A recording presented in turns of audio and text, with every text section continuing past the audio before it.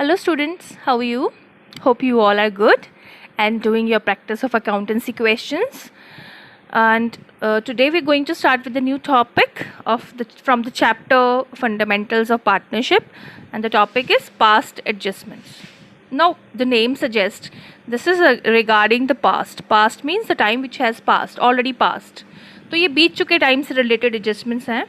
तो पार्टनरशिप में ऐसी एडजस्टमेंट्स की क्या ज़रूरत पड़ेगी? ऑफ कोर्स पड़ गई, बिकॉज पार्टनरशिप है, चाहे जो भी है, अकाउंटिंग तो है ना, और अकाउंटिंग में गलतियां भी हो सकती हैं. To err is human.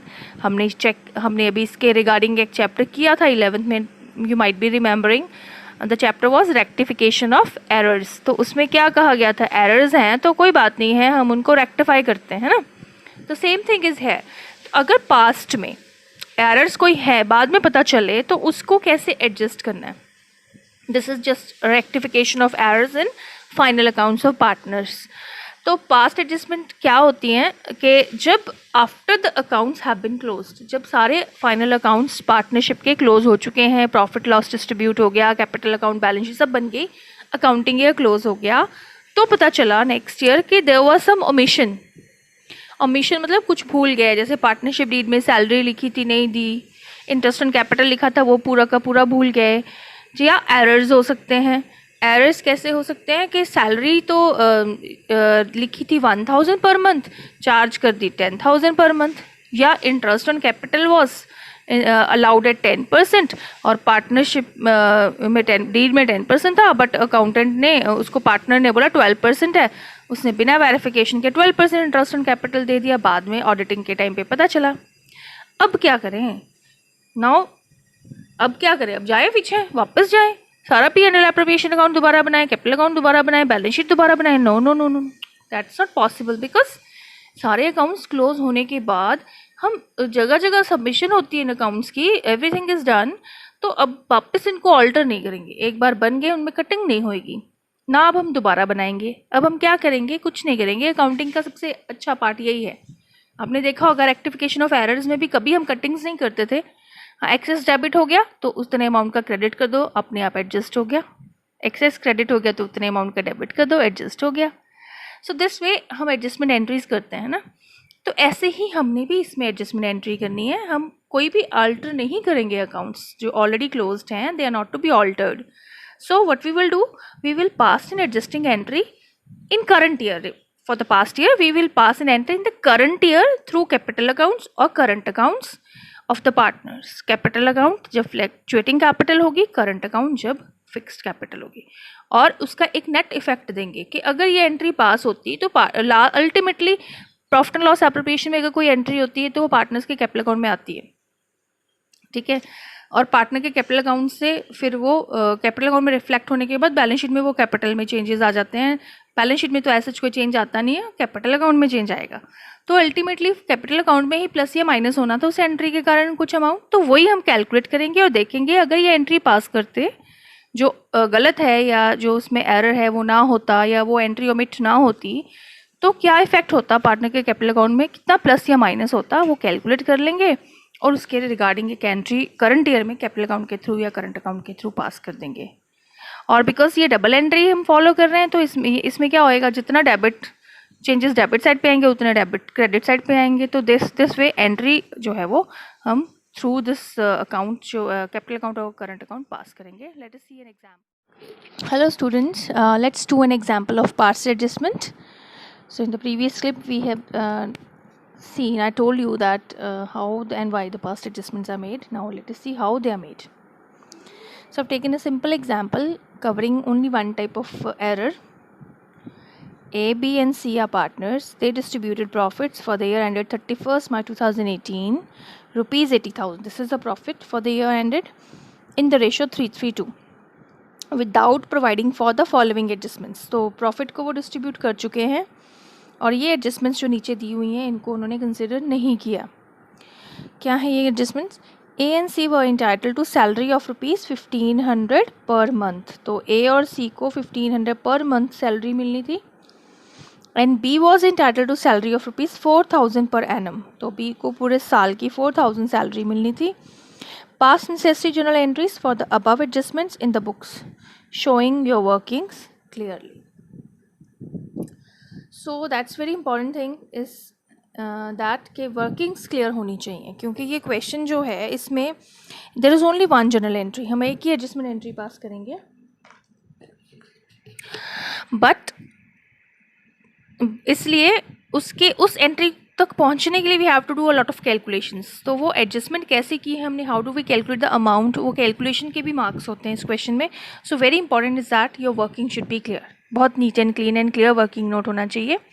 So I'm going to tell you how we're going to make this working note. So I have used this adjustment table method. आपको बहुत सारी बुक्स में बहुत सारे methods मिलेंगे, various shortcut methods will also be there. ये detailed method है, this is not shortcut. Shortcut method भी होगा, बट शॉर्टकट मेथड्स में एक प्रॉब्लम है कि वो हर अलग तरह के एडजस्टमेंट में अलग मेथड हो जाएगा, मतलब that there is not a common method जो आप सारे क्वेश्चंस में अप्लाई करोगे।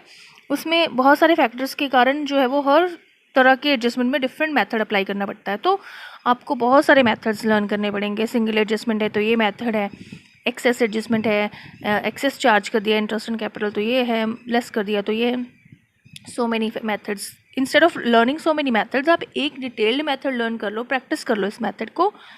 This method is applicable to all type of question, किसी भी तरह का हो, सिंगल एडजस्टमेंट है, 2 हैं, 4 हैं, 6 हैं, 8 हैं, एज मैनी, सब में ये अप्लाई होएगा as it is. You need a practice, और इसके बाद आपको बहुत ईजी लगेगा। लेट अस सी करना कैसे ये method. So we just going to make a table here. ये कोई फिक्स एंड फाइन वो कोई अकाउंटिंग में या कंपनीज एक्ट में या अकाउंटेंसी में ICAI ने नहीं दिया मेथड, ये हमने खुद ही डेवलप किया टीचर्स ने। तो ये एक सिर्फ कैलकुलेशन मेथड है, सिंपल कैलकुलेशन है, जस्ट मेकिंग दिस एंट्रीज के लिए, ये एडजस्टमेंट कैलकुलेट करने के लिए कि हर एंट्री का जो भी एडजस्टमेंट हम करेंगे उसका इम्पैक्ट 2 ही जगह पे होता है, ऑब्वियस है। ये डबल एंट्री सिस्टम है तो 2 जगह पे होगा, और ये हम वैसे भी फाइनल अकाउंट्स में एडजस्टमेंट्स कर रहे हैं तो इस फाइनल अकाउंट की एंट्रीज 2 ही जगह पे होती हैं, P&L एप्रोप्रिएशन अकाउंट में और पार्टनर के कैपिटल अकाउंट में। तो इसलिए अब हम यहाँ पे देखेंगे कि हर एंट्री जो हम एडजस्टमेंट करेंगे उसका इफेक्ट P&L एप्रोप्रिएशन अकाउंट और डिफरेंट पार्टनर्स के अकाउंट में क्या होगा। तो यहाँ पे पर्टिकुलर्स का मैंने कॉमन कॉलम बनाया, और फिर आगे जो है वो प्रॉफिट एंड लॉस एप्रोप्रिएशन का एक कॉलम बनाया, उसमें डेबिट और क्रेडिट साइड सिर्फ लिखी, डेबिट साइड क्रेडिट साइड। ऐसे ही पार्टनर जितने भी पार्टनर्स हैं 3, यहाँ पे जैसे 3 हैं तो 3 पार्टनर्स के कैपिटल अकाउंट्स बनाए हमने, कुछ नहीं उनके सिर्फ कॉलम्स बनाए हैं, debit column, credit column, B का भी डेबिट क्रेडिट, सी का भी डेबिट क्रेडिट। अब करना कैसे, हम एडजस्टमेंट लेंगे। हम एडजस्टमेंट है कि ओमिशन हुई है, सैलरी दी नहीं उन्होंने, तो अब हम अगर देंगे सैलरी तो क्या P&L एप्रोप्रिएशन पे उसका क्या इम्पैक्ट होगा। तो सैलरी पहले मैंने यहाँ लिख ली A, B और C की, 1500 पर मंथ A और C की है, तो 1500 इंटू 12 18,000, C की भी 18,000, B की 4,000, ठीक है, टोटल हो गई है हमारी 40,000। तो profit and loss appropriation account में सैलरी जो है वो डेबिट होगी 40,000, और उसके बाद जो इंडिविजुअल पार्टनर्स हैं उनके अकाउंट में वो सैलरी होती है यस क्रेडिट। ए के अकाउंट में क्रेडिट होंगे उसकी सैलरी 18,000 18,000, बी के अकाउंट में उसकी सैलरी 4,000, सी के अकाउंट में उसकी सैलरी 18,000। तो ये हो गया इसका इम्पैक्ट, डबल इम्पैक्ट हो गया, एक अकाउंट में डेबिट और बाकी सब अकाउंट्स में वो इंडिविजुअली क्रेडिट हो गई सैलरी। अब इसमें एक ही एडजस्टमेंट है बस, ठीक है। इसके बाद हम क्या करेंगे, इसको बैलेंस करेंगे। सबसे पहले हम प्रॉफिट एंड लॉस एप्रोप्रिएशन को बैलेंस करते हैं, उसमें जो भी बचता है प्रॉफिट या लॉस वो पार्टनर्स में डिस्ट्रीब्यूट करते हैं। उसके बाद पार्टनर्स को बैलेंस करेंगे तो हमें पता चल जाएगा कितने अमाउंट की एडजस्टमेंट उनको चाहिए। तो यहाँ पे लॉस आ जाएगा, so I am going to balance it first. 40,000 है डेबिट साइड में, क्रेडिट साइड में नथिंग, तो वहाँ पे क्रेडिट साइड में 40,000 का ही डिफरेंस आ जाएगा। So I am going to make it under the box, ये डिफरेंस आ गया। साथ में हम इसको डिस्ट्रीब्यूट कर देंगे किस में, जो उनकी प्रॉफिट शेयरिंग रेशो है जो क्वेश्चन में गिवन है, कुछ नहीं गिवन तो हम इक्वल ले लेते हैं 3:3:2। सो 40,000 को ए, बी और सी में डिस्ट्रीब्यूट करेंगे। 40,000 का जो लॉस बन रहा है इस accordingly this adjustment, according to this adjustment 40,000 into 3/8 15,000, 40,000, B का 3/8 15 ही आएगा, सी का 40,000 इंटू 2/8 10,000। अब अगर ये डिफरेंस क्रेडिट साइड पे आया है तो पार्टनर्स के अकाउंट में वो डेबिट साइड पे जाएगा। कैसे जाएगा? ये 15, 15 और 10, तो ये डिस्ट्रीब्यूट करके यहाँ पे क्रेडिट में जो डिफरेंस है या लॉस है ये डेबिट में चला जाएगा पार्टनर के कैपिटल अकाउंट में। ए के अकाउंट में 15,000, बी के अकाउंट में भी 15,000, सी के अकाउंट में 10,000। बस ये हो गया फाइनल। अब इसके बाद हम इनका जो है वो बैलेंस करेंगे पार्टनर के कैपिटल अकाउंट को। So here the greater side is 18,000 credit में है, difference is on 3,000 is on debit side. अब बी को बैलेंस करते हैं, इसकी 15,000 ग्रेटर है तो difference will be on credit side 11,000, इधर 18,000 क्रेडिट में है, ग्रेटर आइटम है तो difference will be on debit side. ठीक है, अब एडजस्टमेंट, जिधर डिफरेंस आया है उसकी ऑपोजिट साइड पे एडजस्टमेंट होगी। सो अगर एडजस्टमेंट करेंगे हम,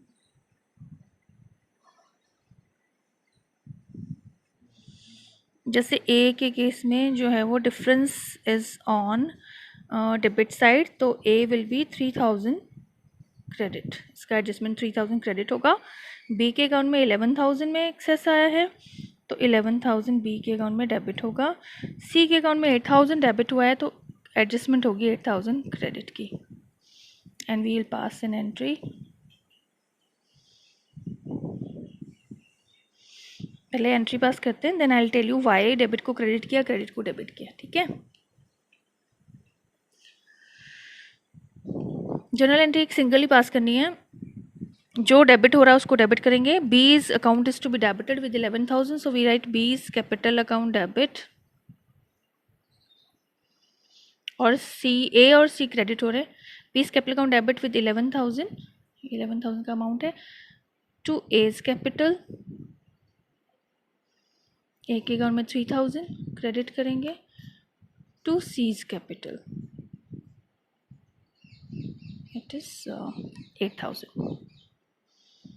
चेक करेंगे, डेबिट क्रेडिट इक्वल है 11,000, 8 + 3 11, करेक्ट। बीइंग, यहाँ पे एडजस्टमेंट एंट्री पास करने के बाद नरेशन लिखेंगे, बीइंग एडजस्टमेंट एंट्री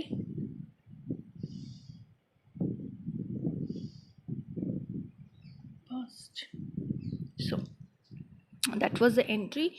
अच्छा, अब ये एक पॉइंट रह गया था हमारा कि अगर डिफरेंस डेबिट साइड पे है हमने उसको क्रेडिट क्यों किया, या क्रेडिट पे है तो उसको डेबिट क्यों किया, रीज़न क्या है।